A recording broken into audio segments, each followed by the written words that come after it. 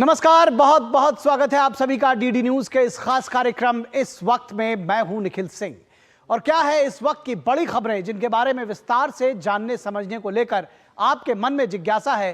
क्या है इन खबरों के मायने, क्या है इनके पीछे का एजेंडा। अगले 1 घंटे में हम बात करेंगे कुछ ऐसी ही बड़ी खबरों की जिस पर चर्चा जरूरी है और इस चर्चा में जुड़ेंगे अपने संवाददाताओं से और विशेषज्ञ मेहमानों से भी। चुनाव प्रचार का सुपर बुधवार है आज। सत्ता पक्ष और विपक्ष के नेताओं ने झोंक दी है अपनी पूरी ताकत। किस तरह से चल रहा है चुनाव प्रचार ये आपको दिखाएंगे। साथ ही साथ बात होगी मिशन 2024 की, यानी इन चुनावों की, और उसमें महिला वोटर्स किसके साथ है इस पर बात करेंगे। आर्टिकल 370 पर सरकार का फैसला जायज है, यह कहना है सुप्रीम कोर्ट का। इस फैसले पर भी हम बातचीत करेंगे और बात करेंगे पश्चिम बंगाल की सियासत की कि अब दीदी जाएंगी संदेश खाली, क्या यह चुनावी प्रायश्चित है। होंगे कई अहम सवाल और जवाब, लेकिन सबसे पहले इस वक्त की हेडलाइंस। प्रधानमंत्री नरेंद्र मोदी का उत्तर प्रदेश और दिल्ली में प्रचार। यूपी के बस्ती की जनसभा में कांग्रेस और समाजवादी पार्टी की परिवारवादी परिपाटी पर साधा निशाना। भाजपा के दिग्गजों ने भी अलग अलग राज्यों में संभाली चुनावी कमान। अमित शाह और जेपी नड्डा पश्चिम बंगाल में, तो राजनाथ सिंह हरियाणा में कर रहे हैं चुनाव प्रचार।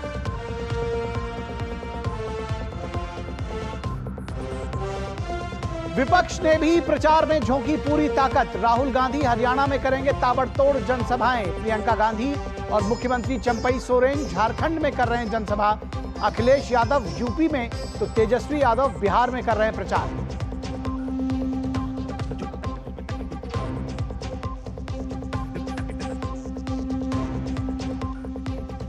यूपी में महिला सुरक्षा बना बड़ा चुनावी मुद्दा। बीजेपी ने महिला सशक्तिकरण और नारी अस्मिता को माना सबसे बड़ी कामयाबी। समाजवादी पार्टी पर लड़कों से गलती हो जाती है वाली मानसिकता से न उबर पाने का लगाया आरोप।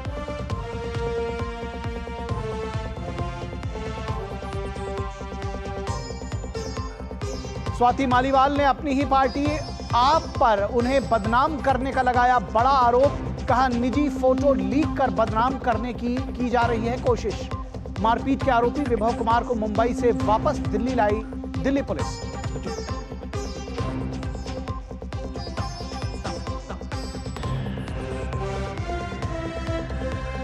और ममता बनर्जी के सियासी प्रायश्चित पर उठ रहे हैं सवाल। बशीरहाट सीट पर चुनाव जीतने के बाद जाएंगी संदेश खाली। टीएमसी अब तक संदेश खाली के महिला उत्पीड़न को बताती रही है बीजेपी का फेक नैरेटिव।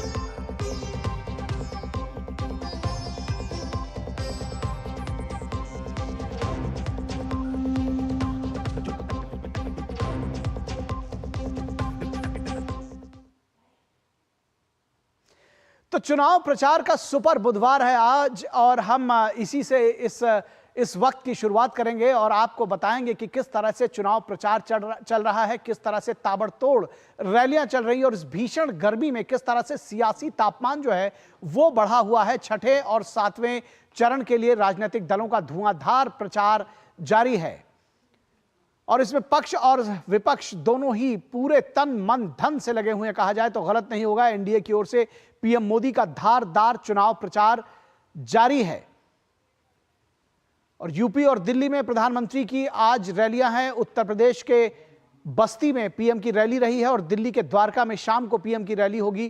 प्रधानमंत्री ने यूपी के बस्ती में कांग्रेस और सपा के परिवारवाद पर सीधा निशाना साधा है।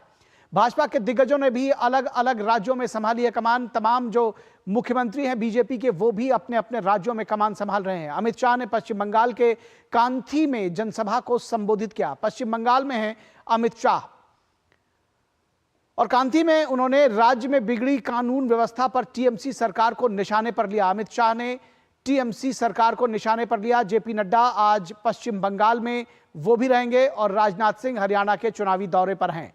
तो जेपी नड्डा भी 3 रैलियां कर रहे हैं और हरियाणा में राजनाथ सिंह भी 3 रैलियां कर रहे हैं। सीएम योगी की जौनपुर में चुनावी रैली। पाकिस्तान वाले बयान पर विपक्ष को घेरा है। विपक्ष ने भी प्रचार में झोंकी है पूरी ताकत। राहुल गांधी के हरियाणा में ताबड़तोड़ जनसभाएं आज हो रही हैं। विपक्ष ने भी प्रचार में झोंकी ताकत। राहुल गांधी के हरियाणा में ताबड़तोड़ जनसभाएं आज प्रस्तावित हैं, कुछ रैलियां हो गई हैं और कुछ रैलियां हो रही हैं।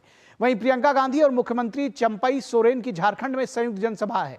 प्रियंका गांधी आज झारखंड में प्रचार कर रही हैं और विपक्ष की एकता और ताकत दिखाने की पूरी कवायद है। अखिलेश यादव की उत्तर प्रदेश में तो तेजस्वी यादव बिहार में चुनाव प्रचार कर रहे हैं। वहीं असदुद्दीन ओवैसी ने प्रयागराज में चुनाव प्रचार किया है। वो पीडीएम के साथ उन्होंने गठबंधन किया है और असदुद्दीन ओवैसी प्रयागराज में चुनाव प्रचार कर रहे हैं। छठे और सातवें चरण के लिए राजनीतिक दलों का धुआंधार चुनाव प्रचार जारी है। तो प्रधानमंत्री ने बस्ती में एक चुनावी जनसभा को संबोधित किया, उत्तर प्रदेश के बस्ती में, और विपक्षी दलों द्वारा जो संविधान बदलने का जो आरोप है उसको उन्होंने सिरे से खारिज किया। और क्या कुछ आरोप लगाए विपक्ष पर, क्या कुछ कहा उन्होंने, आइए आपको दिखाते हैं। आप इंडी अलायंस वालों के बयान देख लीजिए, हर कोई अलग अलग आंकड़ा बताता है और उनके पुराने आंकड़े और उनके पुराने परिणाम देख लीजिए तो आपको पक्का भरोसा हो जाएगा कि पूरा इंडी अलायंस ऐसा निराशा की गर्त में डूबा है, ऐसा निराशा की गर्त में डूबा है कि अब उनको ये भी याद नहीं रहता है कि वो 2 दिन पहले क्या बोले थे, आज क्या बोल रहे हैं।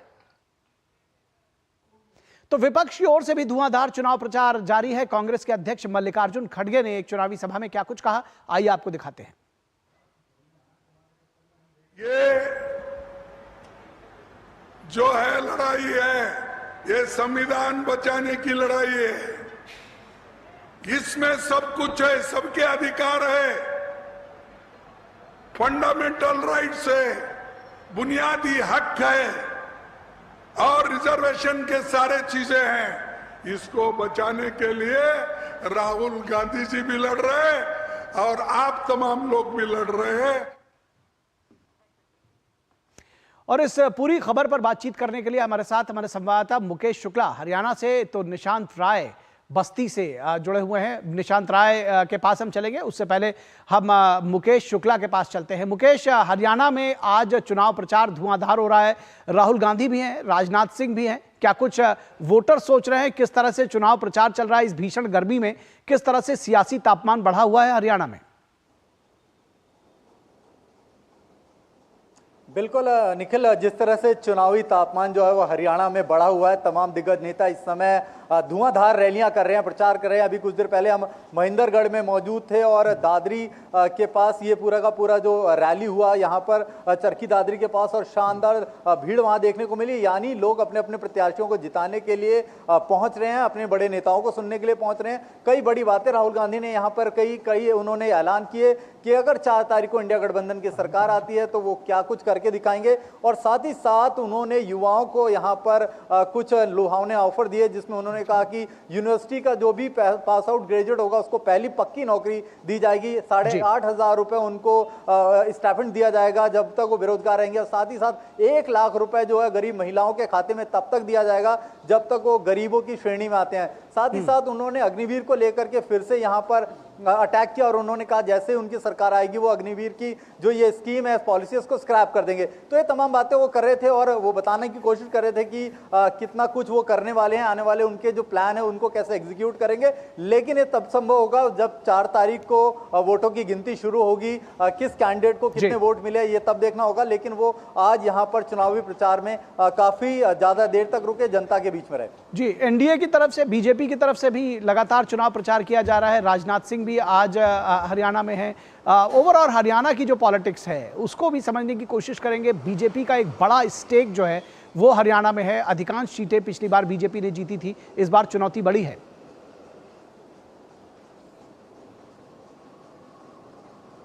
बिल्कुल निखिल, देखिए जो शीर्ष नेता हैं वो अपनी अपनी तरफ से अपने अपने जो कैंडिडेट हैं उनको यहाँ पर प्रमोट कर रहे हैं, उनके तरफ से वो जा करके उनका कैंपेन कर रहे हैं। राजनाथ सिंह लगातार यहाँ पर प्रमोशन कर रहे हैं और आकर के वो उन कैटेगरीज को, किसान का जो यहाँ पर मसला है उसको सुलझाने की बात कर रहे हैं और तमाम चीज़ों को जो यहाँ पर एक्स फैक्टर काम करने वाला है उसको वो यहाँ पर यूनाइटेड करने की कोशिश कर रहे हैं। और यहाँ पर देखा गया पिछले 10 सालों से हरियाणा की गवर्नमेंट यहाँ पर विधानसभा में रही है, तो ऐसे में मतदाताओं को एकजुट करने की जो कवायद है वो तमाम शीर्ष नेता कर रहे हैं और यहाँ पर कल भी कुछ बड़े नेता यहाँ पर आएंगे, प्रधानमंत्री के आने का भी कार्यक्रम है। तो ऐसे में जो शीर्ष नेतृत्व है वो लगातार जो है वो कैंपेन में पूरी की पूरी जो उतरा हुआ है और लगातार अब बढ़ चढ़कर और जोर शोर से वो अपने अपने कैंडिडेटों के लिए यहाँ पर वोट मांग रहे हैं।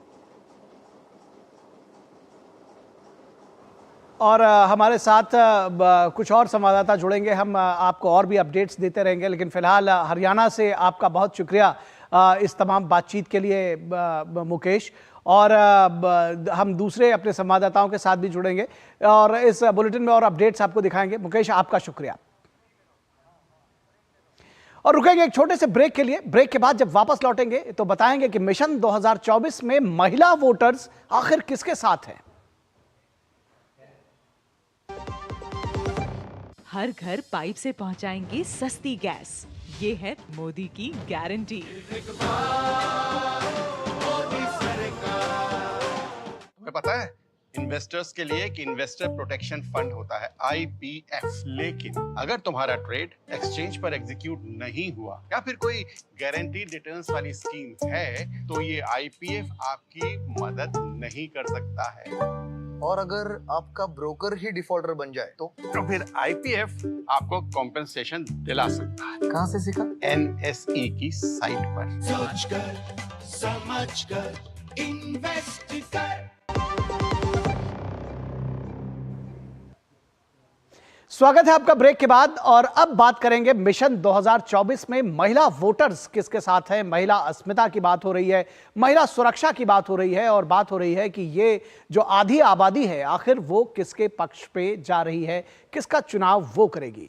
तो चुनाव और चुनी हुई सरकार का प्रभाव हर परिवार के जीवन पर पड़ता है और ये जो प्रभाव है वो हमारे देश की आधी आबादी यानी महिलाओं के जीवन पर ज्यादा तौर पर पड़ता है। और आज देश की महिलाएं इस बात को बेहतर जानती हैं कि इस बात को बेहतर तरीके से वो समझ भी सकती हैं, क्योंकि ज्यादातर जो काम है, जो घर के काम है और जो तमाम दूसरी चीजें हैं वो उनको देखने पड़ते हैं। तो चुनाव और चुनी हुई सरकार लोगों के जीवन पर असर डालती है और आज देश की महिलाएं इस बात को बेहतर तरीके से जान रही हैं, समझ रही हैं और यही वजह है कि आज वो खुलकर वोट भी दे रही हैं। पीएम मोदी ने लोकतंत्र में महिलाओं की भागीदारी पर चर्चा की है। पीएम ने यूपी में कानून व्यवस्था की बात की, इस मुद्दे को उठाया और पुराने दिनों में जो कानून व्यवस्था हुआ करती थी उत्तर प्रदेश में उसकी याद दिलाई। समाजवादी पार्टी वाले बेशर्मी से कहते थे कि लड़के हैं, लड़कों से गलती हो जाती है, ये प्रधानमंत्री ने कोट किया। आपको याद होगा मुलायम सिंह के इस बयान को। आज समाजवादी पार्टी के लड़के जरा गलती करके दिखाएं, योगी सरकार तुरंत उनका इलाज कर देगी, ये कहना है प्रधानमंत्री का। कल जो उन्होंने मातृशक्ति सम्मेलन था उसमें वाराणसी में कहा। कानून व्यवस्था उत्तर प्रदेश में हर चुनाव में प्रमुख मुद्दा रहा है। महिला सुरक्षा बड़ा विषय रहा है और उसको लेकर के तमाम चर्चा रही है, तमाम जो लोगों के बीच में बहस का विषय रहा है महिला सुरक्षा।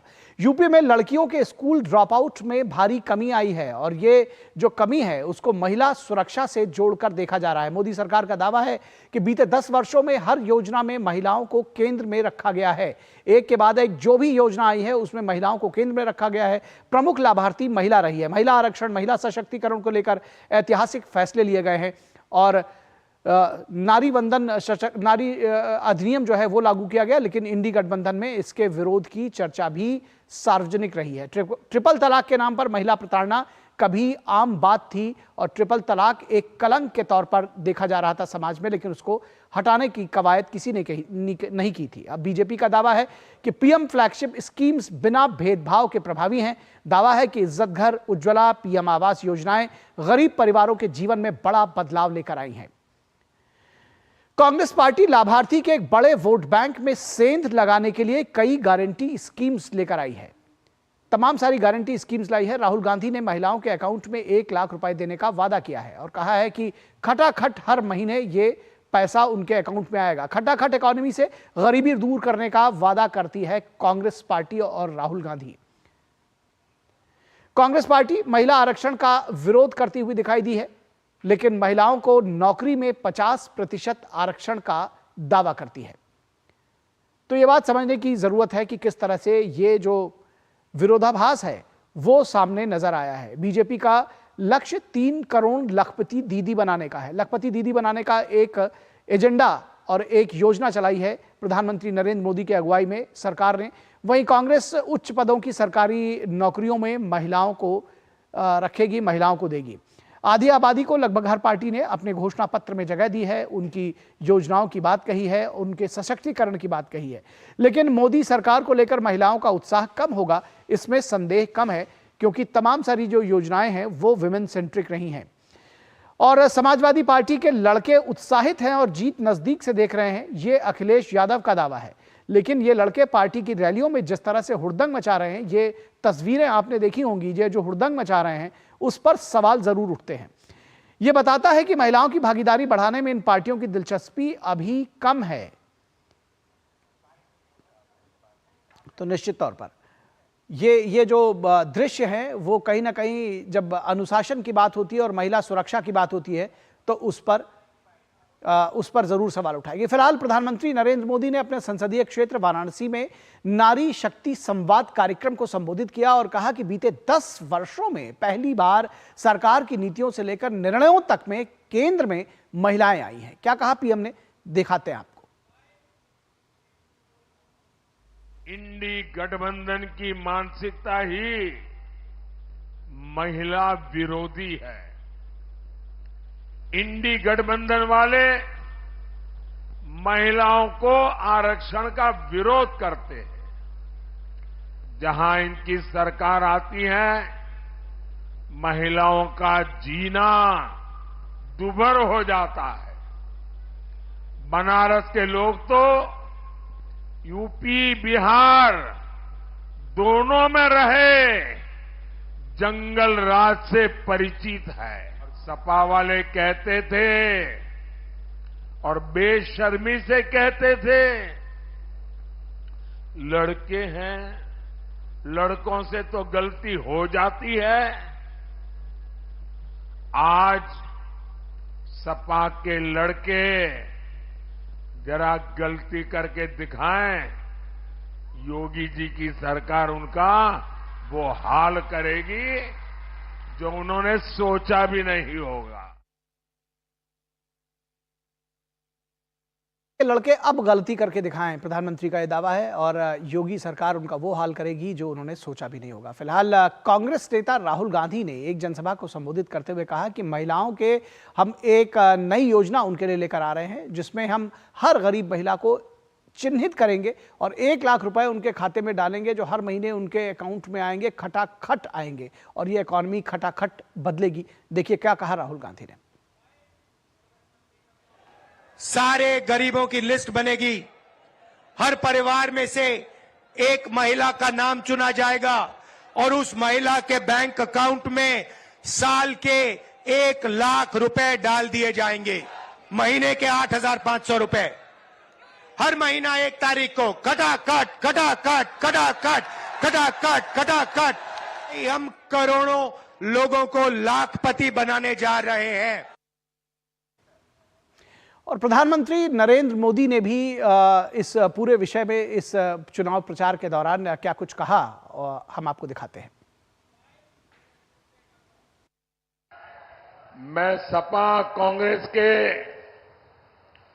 दोनों शहजादों की फ्लॉप फिल्म की बार बार रिलीज से हैरान हूं।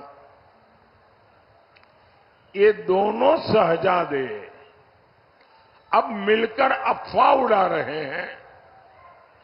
ये कहते हैं यूपी की 79 सीट जीत जाएंगे।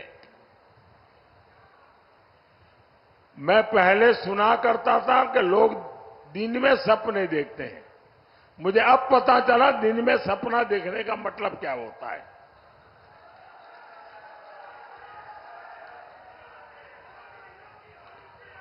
चार जून को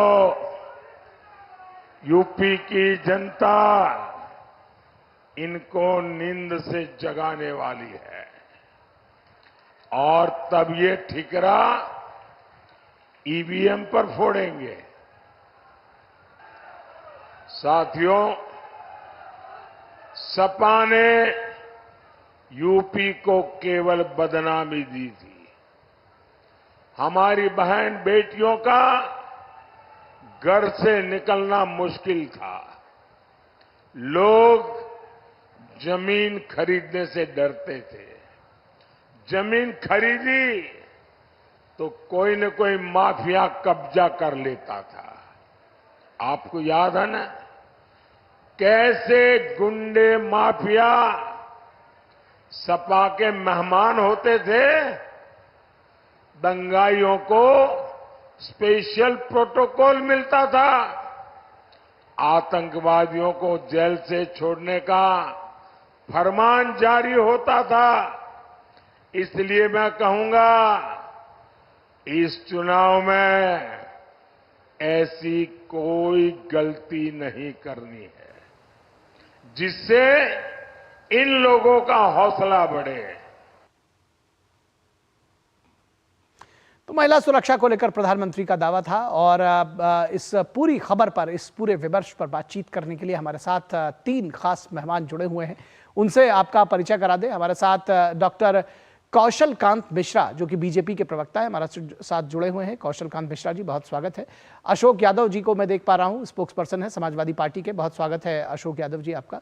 हमारे संवाददाता राघवेंद्र जुड़े हुए हैं, माफ कीजिएगा रामेंद्र जुड़े हुए हैं लखनऊ से, उनसे भी बात करेंगे। और हमारे साथ विनोद मिश्रा, हमारे संपादकीय सलाहकार जुड़े हुए हैं, उनसे भी हम जुड़ेंगे और उनसे बात करेंगे। सबसे पहले रामेंद्र, आपके पास आते हैं और ताज़ा अपडेट जानना चाहेंगे, किस तरह से चुनाव प्रचार चल रहा है, किस तरह से, क्या जानकारी आप हमको देंगे ग्राउंड जीरो से महिला सुरक्षा को लेकर के। कितनी महिलाओं की अगर जब भूमिका की बात करते हैं तो क्या उनका रोल है और क्या वो सोचती है? देखिए, जो 50% आबादी निखिल है, इसने सपा को भी देखा है, बसपा को भी देखा है, कांग्रेस को भी देखा और भाजपा को भी देख रही। सपा के प्रवक्ता भी हमारे साथ जुड़े। हम एक लाइव शो कर रहे थे, राजेंद्र चौधरी प्रवक्ता थे समाजवादी पार्टी के, और किसी महिला ने पूछा कि रेप की घटनाएं आपकी सरकार में बढ़ गई हैं। उत्तर प्रदेश में सपा की सरकार थी, तो उन्होंने कहा आपके साथ तो कोई घटना नहीं हुई है। ये जवाब होता। तो मुलायम सिंह की जो बात आप कह रहे हो कि लड़कों से गलती हो जाती है, इसके अलावा गुज्जर ने कहा था कि जो डकैत गुज्जर था, उसने कहा कि मुलायम सिंह तो हमारे भाई हैं। तो ये अगर इस तरह की परिस्थितियां रहेंगी तो कानून व्यवस्था कैसे सुधरेगी? जो बात कह रहे हैं कि उत्साही लड़के इसलिए उत्साहित हैं कि समाजवादी पार्टी की सरकार आ रही है, यही उत्साह सड़क पर उतरता है और इसी से बदमाशी और गुंडई बढ़ती समाजवादी पार्टी में। वो अपने नेता के मंच को तोड़ देते हैं, अपने मंच को, नेता को भागने के लिए मजबूर कर देते हैं।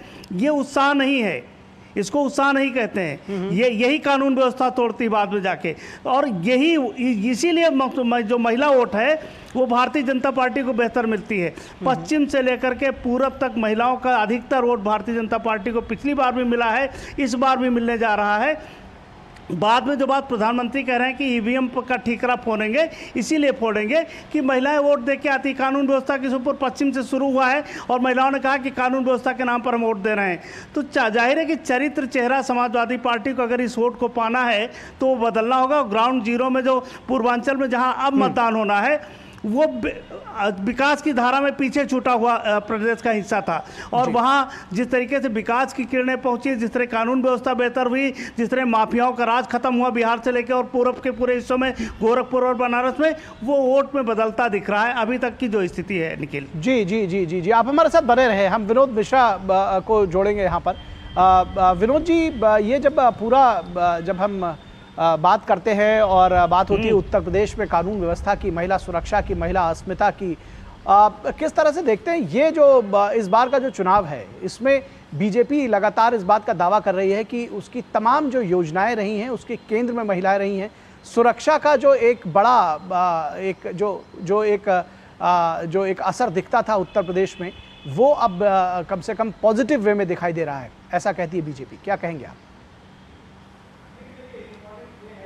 बता रहे थे अपने संवाददाता, 5वें फेज के चुनाव के बाद अब जो ये सारी सिस्टम में आप ये देखिए, पॉलिटिकल पार्टीज ने अपने अपने तरीके से जो चुनाव प्रचार का अभियान है उसको एक अपने अलग अलग तरीके से अलग अलग रीजन में ले जाने की कोशिश की है।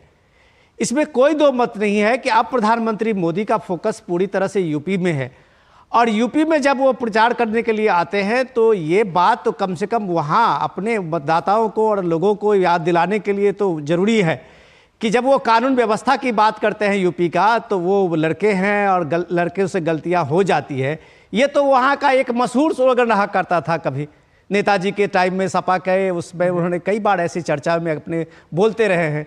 लेकिन यही बात दावा जब प्राइम मिनिस्टर मोदी कल बनारस के उस नारी शक्ति संवाद के प्रोग्राम में बता रहे थे, तो वो उसमें उस सरकार का कॉन्फिडेंस है कि अब लड़के गलतियां करते हैं तो सजा पाते हैं। ये यूपी के लोगों ने इसको ग्राउंड पे देखा है और ये कॉन्फिडेंस देखा है कि अब लड़कियों का, अगर आप एक डेटा अभी सामने आया था जिसमें लड़कियों का सबसे कम ड्रॉप आउट जो है वो यूपी में है। अब आप देखिए कि जो पब्लिक पुलिसिंग है वो स्कूल से लेके कॉलेजों में रोमियो फोर्स के रूप में ना हो, लेकिन एक संवाद करते हुए कॉलेज में और घरों में, लोगों के गांव में जाके उनको महिलाओं को सेंट्रिक वो हर चीज़ों के लिए बात करते हुए पुलिस वहाँ दिखती है। वहाँ फास्ट ट्रैक कोर्ट का जो है आप 12 दिन में 10 दिन में आपने देखा होगा कि रेप के केस में वहाँ सजा हुई है, आजीवन कारावास हुआ है। तो ये जब आप सिस्टम में उस चीज को लाते हैं और उसको सजा कानून के दायरे में लाके उसको सजा दिलाते हैं तो एक विश्वास तो लोगों में जगता है।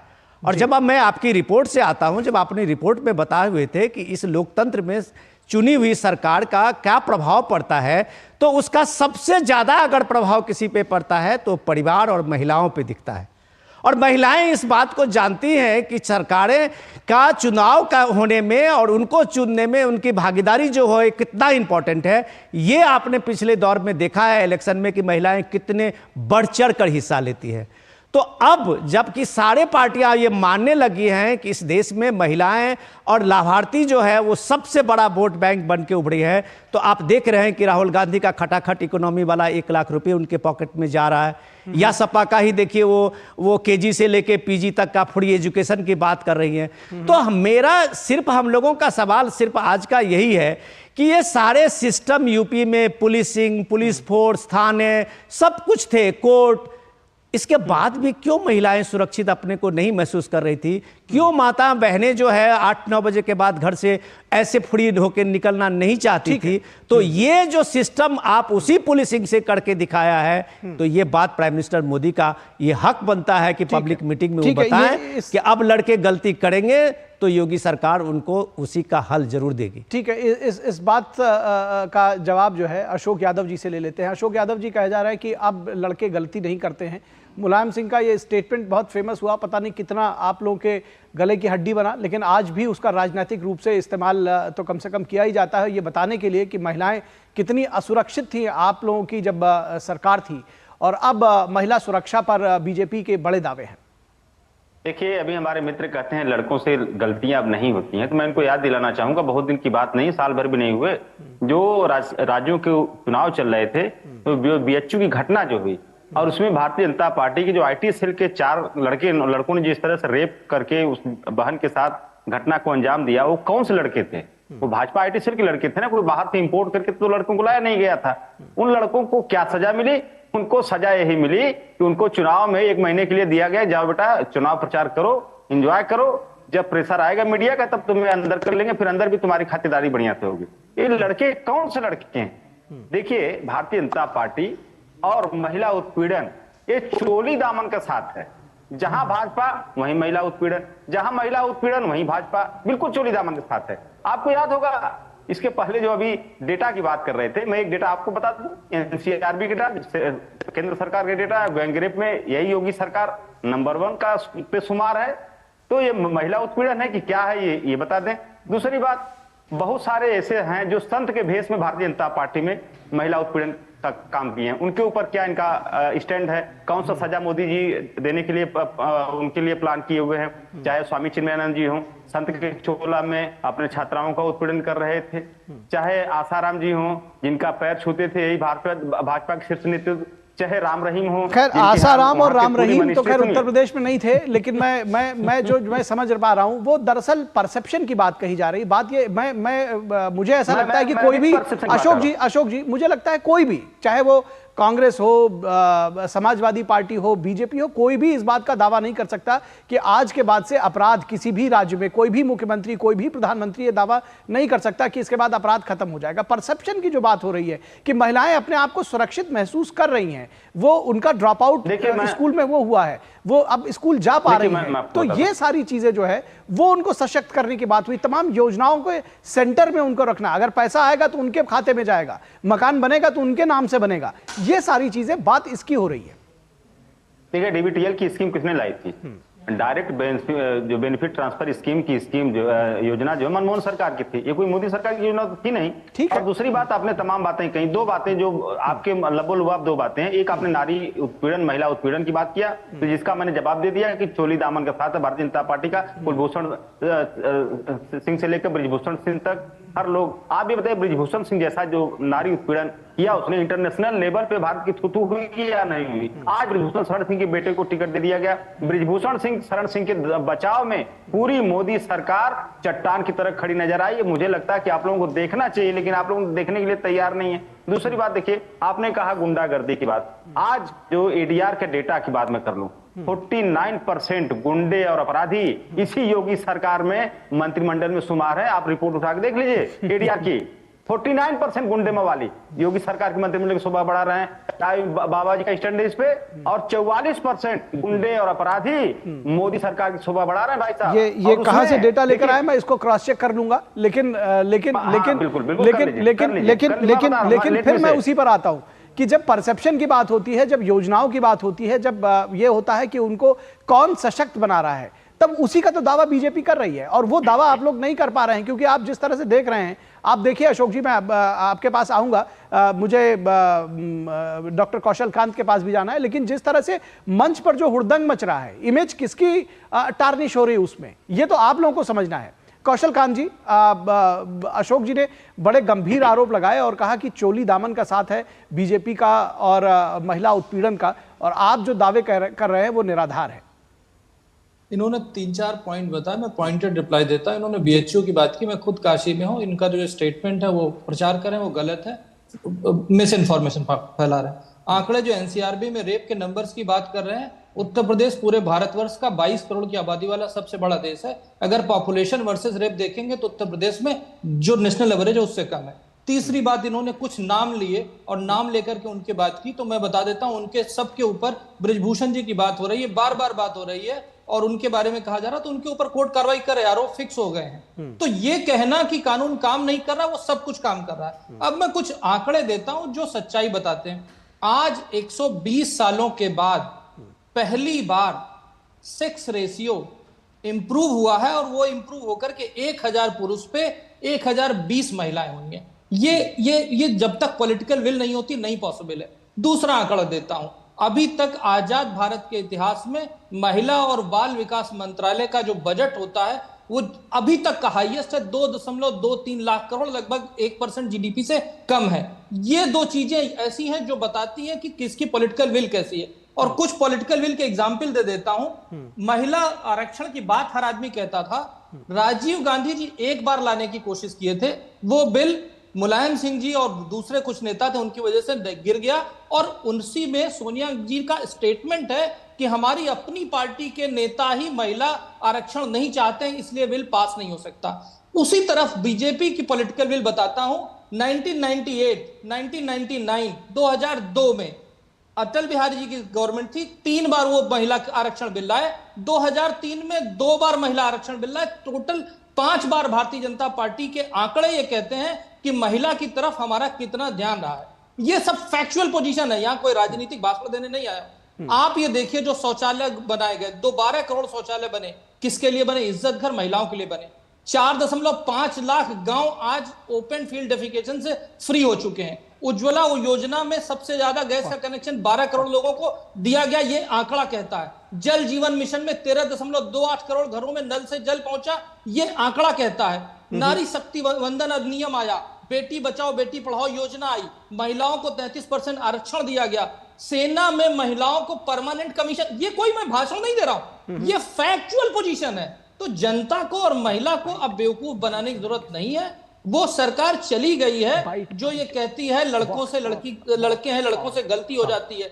हमारे यहाँ अगर किसी लड़के से गलती होती है तो जेल की सलाखों के पीछे होता है और फास्ट ट्रैक कोर्ट में ट्रायल करके उसको सजा निर्धारित की जाती है।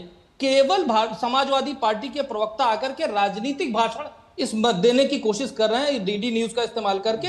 स्टैंड अप योजना में 80% महिलाएं हैं बेनिफिशियरी। ठीक है, अगर आप देखें मतलब इस तरीके से जो भी बैंक अकाउंट खोले गए हैं उसमें भी महिलाओं को प्रतिनिधित्व दिया।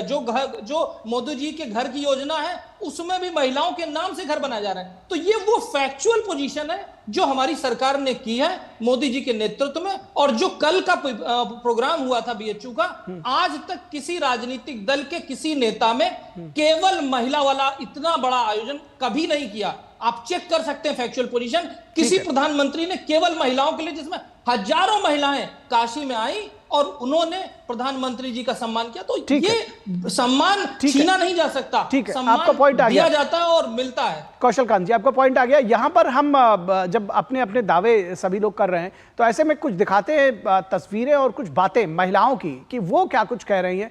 कुछ महिला वोटर से, कुछ महिलाओं की बातें दिखाते हैं, उनसे बातचीत की है। आइए उनको दिखाते हैं क्या कह रही हैं महिलाएं। मातृशक्ति ये है कि हम जो औरतें थी पहले जो घरों में सिमट के रहती थी, अब घर से बाहर निकले, अब एक खौफ निकलते हैं, बच्चों को लेके निकलते हैं, लड़कियों को लेके निकलते हैं। नहीं तो एक टीनेजर लड़कियों को घर के बाहर छोड़ना बहुत डर लगता था। खुद मैं ये सेंटर एरिया की लेडी हूँ और सेंटर एरिया में खतरा रहता था लड़कियों के साथ। सबसे पहले तो वो खत्म हुआ। अब तक तो देश में बहुत प्रगति हुआ है, आगे भी होना चाहिए। बिहार में जो कमी है वो पूरा हो सके, रोजगार चाहिए। जो मतलब मेरे समाज में जो कुछ भी नहीं है वो होने चाहिए। हर चीज लाभ मिलता है। ये लेकर वोट गिराने आए हैं। सरकारी राशन उसन मिलवे किया है, सुविधा में गैस उस मिलवे किया है। अब बच्चा सब को फिर भविष्य को लिए कुछ बनना चाहिए।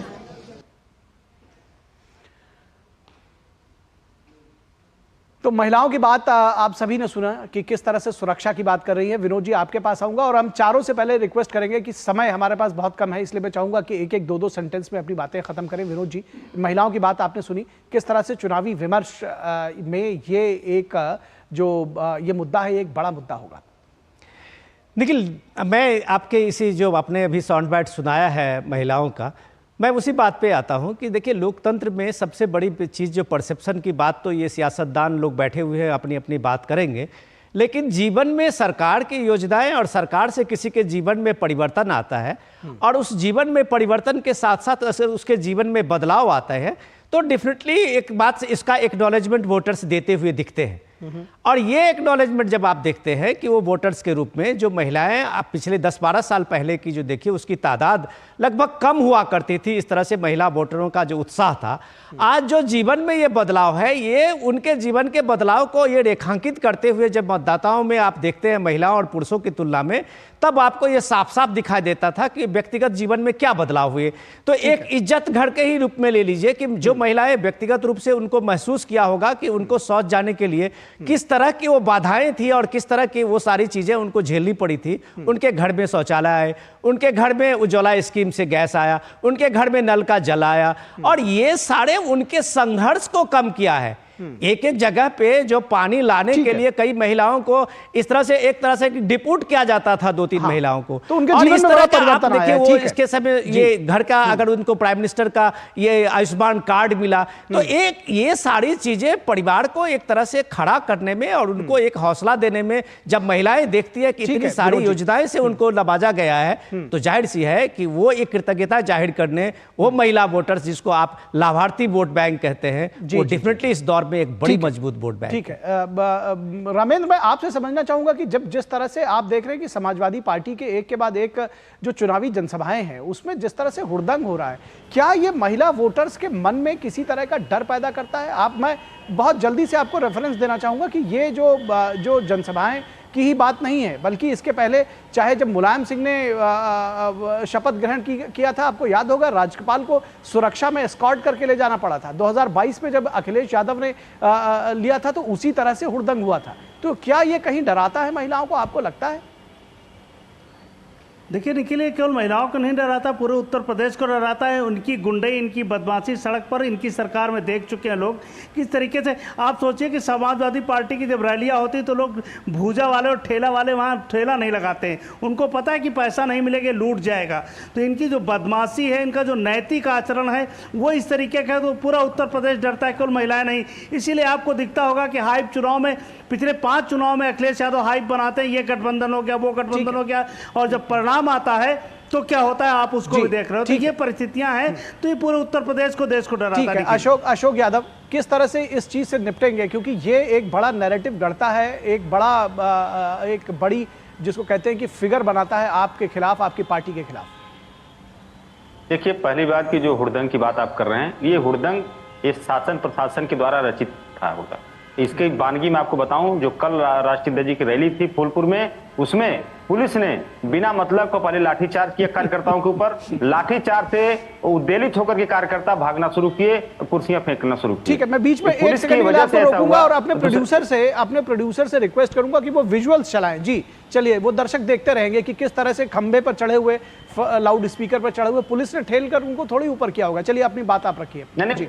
पुलिस ने ठेल के ऊपर नहीं किया, मैं उसकी बात मान रहा हूं, जो खंबे पे चढ़े थे उनकी गलती है, मैं स्पष्ट रूप से बोल रहा हूं। लेकिन जिस तरह से वहां हुड़दंग मचा, पुलिस की लाठीचार्ज की वजह से हुड़दंग मचा। दूसरी बात मैं कहते कहते रुक गया, आपने हटा दिया था माइक। दूसरी बात देखिए, होम मिनिस्ट्री जिसकी जिम्मेदारी होती है देश में कानून व्यवस्था बनाए रखने की, और उसके दोनों गृह राज्य मंत्री, चाहे निश्चित प्रमाणिक हो और चाहे अजय मिश्र टेनी हो, दोनों हत्यारोपी हैं कि नहीं है, आपने बता दिया कि ये जिम्मेदारी कानून व्यवस्था बनाए रखने की आपकी रैली में कार्यकर्ताओं से ज्यादा पुलिस की है। डॉक्टर कौशल कांत मिश्रा, आपका इस पर जवाब।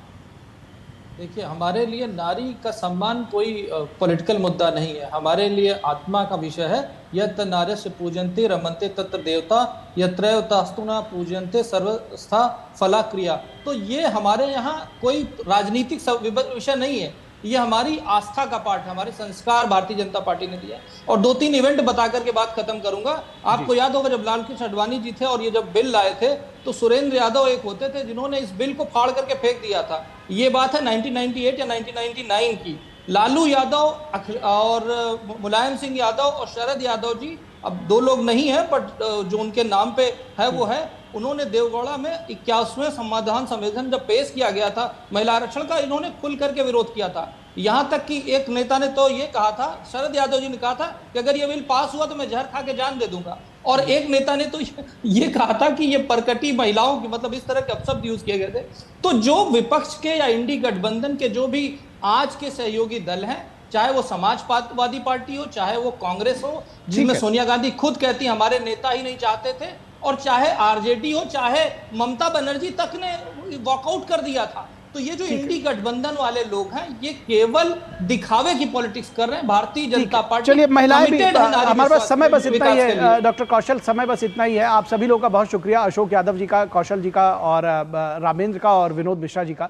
लेकिन ये निश्चित तौर पर महिलाएं भी इस पूरे विमर्श को, इस पूरी चर्चा को देख रही हैं, समझ रही हैं, और वो जरूर अपना जब वोट का देने जाएंगी तो वो समझकर, जानकर और तभी वोट देंगे। फिलहाल रुकेंगे एक छोटे से ब्रेक के लिए। ब्रेक के बाद जब वापस लौटेंगे तो बात करेंगे पश्चिम बंगाल के सियासत की। अब दीदी जाएंगी संदेश खाली, आखिर क्यों?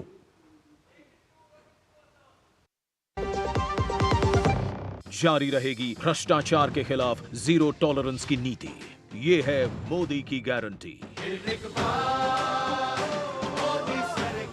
कार तो काफी डैमेज हो गई। नो प्रॉब्लम, मैंने पॉलिसी बाजार को बुला लिया। सर, कार का रिपेयर और क्लेम सेटलमेंट सब हम संभाल लेंगे। इतनी जल्दी? काफी महंगा कार इंश्योरेंस लिया होगा। काफी सेव किया पॉलिसी बाजार से। पॉलिसी बाजार पे कार इंश्योरेंस कंपेयर करके 8,000 रुपए तक बचाओ।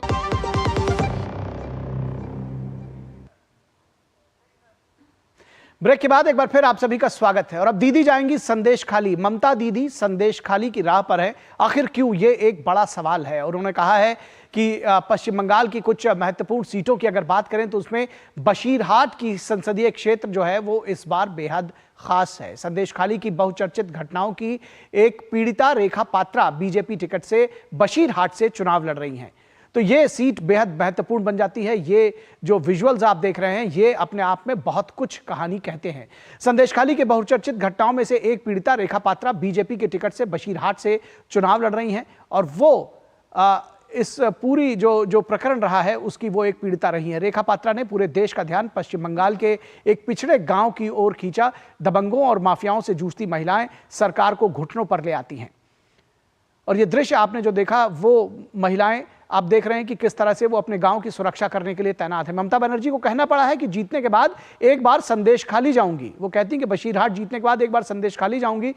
टीएमसी नेता शेख शाहजहां की गिरफ्तारी और सीबीआई जांच हाईकोर्ट के आदेश पर हुई थी। आपको इस बात का ख्याल होगा, ध्यान होगा। इसके बावजूद ममता बनर्जी इस उत्पीड़न को, इस पूरी घटना को बीजेपी की साजिश मानती हैं और बीजेपी की साजिश बताती हैं।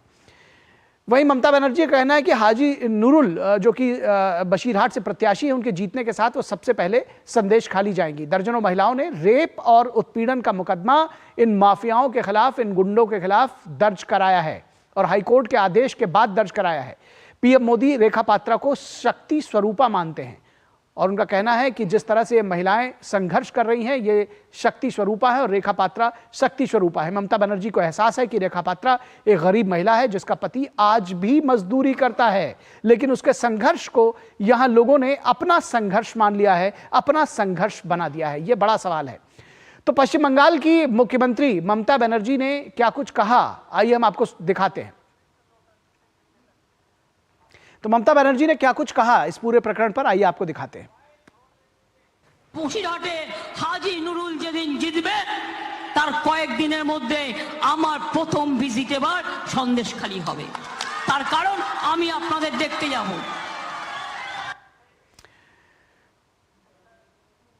वहीं केंद्रीय गृह मंत्री और बीजेपी के वरिष्ठ नेता अमित शाह ने पश्चिम बंगाल के कांथी में एक जनसभा को संबोधित करते हुए कहा कि ममता बनर्जी सरकार के गुंडे इस बार के चुनाव में कोई भी हिंसा को बढ़ावा नहीं दे पाए हैं।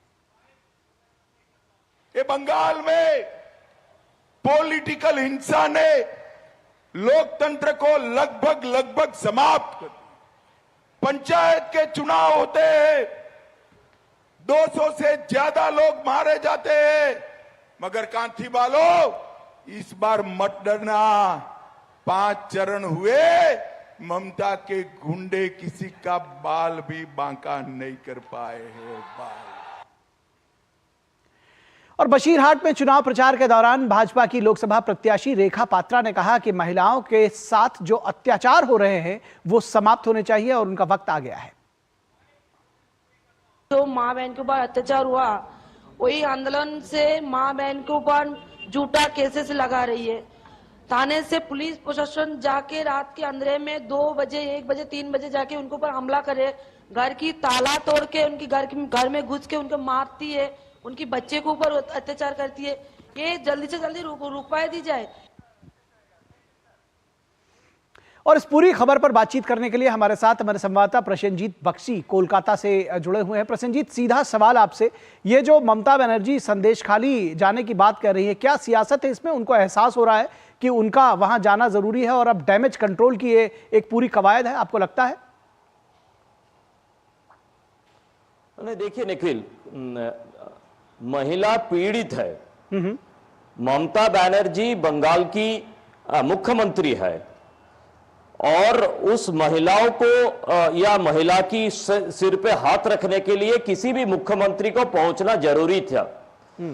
वो चुनाव में जीते या हारे इसके साथ क्या संबंध है? अगर हार जाए, मान लीजिए कि बसीरहाट की चुनाव में रेखा पात्रा जीत गई और हाजी नूरुल हार गया, तो क्या आने वाले दिन तक, जब तक ममता बनर्जी चीफ मिनिस्टर रहेगी, तो वो कभी क्या संदेश खाली नहीं जाएंगे? ये बसीरहाट में जाने की बात, बसीरहाट में चुनाव प्रचार के लिए कुछ ना कुछ बहाना ममता बनर्जी के लिए जरूरी था और उन्होंने इस तरह की एक सियासी बहाना बनाया जो और भी खतरनाक है। सीधी तरह से एक चीफ मिनिस्टर समझा दिए है कि अगर हार गए तो संदेश खाली की महिला जिस स्थिति में है उस स्थिति में मैं छोड़ दूंगी, अगर आप जिताओगे तब हम देखूंगा कि आप सही में पीड़ित थी या नहीं थी, या अगर पीड़ित थी तो किस तरह से आपका भला किया जाए। तो पूरी तरह से महिलाओं की सम्मान को उन्होंने राजनीति के बीच में ला के खड़ा कर दिया और बसीरहाट पहुंचने की बात उनके सामने इसके अलावा कोई चारा भी नहीं था। निखिल, जी जी जी जी जी निश्चित तौर पर। और ये जो चुनाव है उसमें जनता है और ख़ास तौर पर जो महिलाएं हैं वो उसको बहुत करीब से देख रही हैं। निश्चित तौर पर जब लोग वोट करने जाएंगे तो इन बातों का ख्याल ज़रूर रखेंगे कि क्या कुछ है, ये सियासत है, जो लोग हैं वो समझ रहे हैं। बहुत शुक्रिया इस तमाम बातचीत और जानकारी के लिए प्रसेनजीत।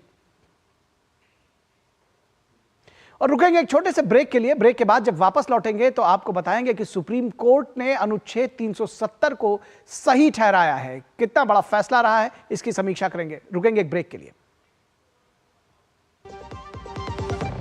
हर घर पाइप से पहुंचाएंगे सस्ती गैस, ये है मोदी की गारंटी। बात जब पीढ़ियों के लिए बनने वाले घर की हो तो जिम्मेदारी बड़ी हो जाती है। गैलेंट समझता है ये जिम्मेदारी। अब डबल एम रिब्स के साथ गैलेंट एडवांस TMT रीबार, निर्माण का रियल हीरो। स्वागत है आपका ब्रेक के बाद। और अनुच्छेद 370 को कश्मीर से हटाए जाने को सही ठहराते हुए सुप्रीम कोर्ट ने एक बड़ा फैसला दिया और शीर्ष अदालत ने आर्टिकल 370 को निरस्त करने को लेकर दायर पुनर्विचार याचिकाओं को खारिज कर दिया है। तो ये अपने आप में इसके बड़े मायने हैं, बड़े संदेश है। अनुच्छेद 370 को जो खारिज किया गया, 370 को जो कश्मीर से हटाया गया, उसको सही ठहराते हुए सुप्रीम कोर्ट ने बड़ा फैसला दिया। शीर्ष अदालत ने आर्टिकल 370 को निरस्त करने को लेकर दायर पुनर्विचार याचिकाओं को खारिज कर दिया। 5 जजों की पीठ ने कहा कि फैसले में हस्तक्षेप का कोई कारण नहीं बनता है। सुप्रीम कोर्ट ने एक बार फिर केंद्र सरकार के निर्णय को सही ठहराया है और ये पहले भी सही ठहराया था। इस पर पुनर्विचार याचिकाएं दायर हुई थी जिनको खारिज कर दिया केंद्र। नेशनल कॉन्फ्रेंस और PDP जैसे दल अनुच्छेद 370 का विरोध करते रहे हैं। सियासी मायने हैं इसके, सियासी कारण है। कश्मीर की अस्मिता और स्वायत्तता के रक्षा के नाम पर यह दल अनुच्छेद 370 को फिर से बहाल किए जाने की बात करते रहे हैं। वहीं कांग्रेस पार्टी ने अनुच्छेद 370 को लेकर अपना रुख स्पष्ट नहीं किया है अब तक। तो ये भी सवाल कांग्रेस से पूछे जा रहे हैं। लेकिन इन चुनावों में कश्मीर की जनता ने अपना रुख जरूर स्पष्ट कर दिया है और वोटिंग के जरिए ये रुख स्पष्ट किया है। कश्मीर घाटी समेत पूरे सूबे में बम्पर वोटिंग कर कश्मीर के लोगों ने नए कश्मीर पर अपनी मुहर लगा दी है। और इस पूरी खबर पर बातचीत करने के लिए हमारे साथ हमारे संवाददाता मौजूद हैं, विकास सारथी। उनके पास चलेंगे। विकास, इस फैसले का जब हम आकलन करते हैं तो क्या माना जाए कि once for all Supreme Court ने इसके ऊपर कहीं ना कहीं अब रोक लगा दी कहा जाए, क्योंकि बार बार एक के बाद एक पिछले 5 वर्षों से देखा जा रहा है कि इसी समीक्षा पर समीक्षा की जा रही थी इस फैसले की। कोर्ट ने कह दिया इसमें कुछ भी गलत नहीं था, सरकार बिल्कुल सही थी। बिल्कुल निखिल, इसमें अब कोई वजह नहीं दिखती कि इस मामले को बार बार उठाया जाए। और जैसा आप कह रहे हैं कि जहां तक मामले को पूरी तरह निपटाने की बात है तो सुप्रीम कोर्ट ने दिसंबर 2023 में अपने फैसले में एक बहुत बड़ा विस्तृत फैसला सुनाया था, जिसमें जितनी भी आधार पर चुनौती दी गई थी इस कदम की को उन सभी को एड्रेस किया था। उसके खिलाफ जैसा कि हमेशा एक विकल्प होता है, रिव्यू पिटीशन फाइल की थी कुछ लोगों ने, उसको सुप्रीम कोर्ट ने खारिज कर दिया है। यानी एक बार फिर सुप्रीम कोर्ट ने दोहराया है कि ऐसी कोई वजह नहीं है जिसके चलते इस मामले में कोर्ट किसी तरह का हस्तक्षेप करे। दूसरी वजह, जहां तक हम बात प्रक्रिया की करें तो अभी क्यूरेटिव पिटीशन का एक विकल्प अभी भी मौजूद है याचिकाकर्ताओं के पास, तो वो दोबारा जाएंगे। लेकिन ये इस मौके पर, क्योंकि बिल्कुल आप सही कह रहे हैं, जिस समय चुनाव चल रहे हैं और जम्मू कश्मीर में हमने देखा कि बढ़ चढ़कर लोग मतदान कर रहे हैं, उस बीच में भी इसको एक पॉलिटिकल इशू कुछ पार्टीज बना रही हैं, खासतौर से PDP और national conference, Jammu Kashmir national conference. लेकिन ऐसे में सुप्रीम कोर्ट अगर रिव्यू पिटीशन को खारिज करता है तो एक बार फिर इस बात को एक अंडरलाइन करने का मौका है कि ये विषय एक बार पूरी तरह से अब खत्म हो चुका है और इसको जिंदा रखने की जो राजनीतिक कोशिशें हैं उसमें राजनीति के अलावा और कुछ नहीं है। संविधान पीठ ने जब लंबी सुनवाई की थी, 2 हफ्ते से ज्यादा सुनवाई की थी और सभी पक्षों को सुना था और ये पाया था कि राष्ट्रपति के पास वो पूरी शक्तियां हैं जिसका इस्तेमाल करते हुए प्रेसिडेंशियल ऑर्डर से 370 के तहत जो स्पेशल स्टेटस है जम्मू कश्मीर का वो खत्म किया जा सकता है। ये सारी चीजें सुप्रीम कोर्ट स्थापित कर चुका है। ये सब अब पॉलिटिकल इश्यूज बचे हैं जो आप बात कर रहे हैं। जी जी बिल्कुल, आपने ठीक कहा कि अब इसको जिंदा रखने में सियासत के अलावा और कुछ नहीं है। बहुत शुक्रिया इस तमाम बातचीत और जानकारी के लिए विकास। तो इस वक्त के इस अंक में बस इतना ही। हमारी पूरी टीम को दीजिए।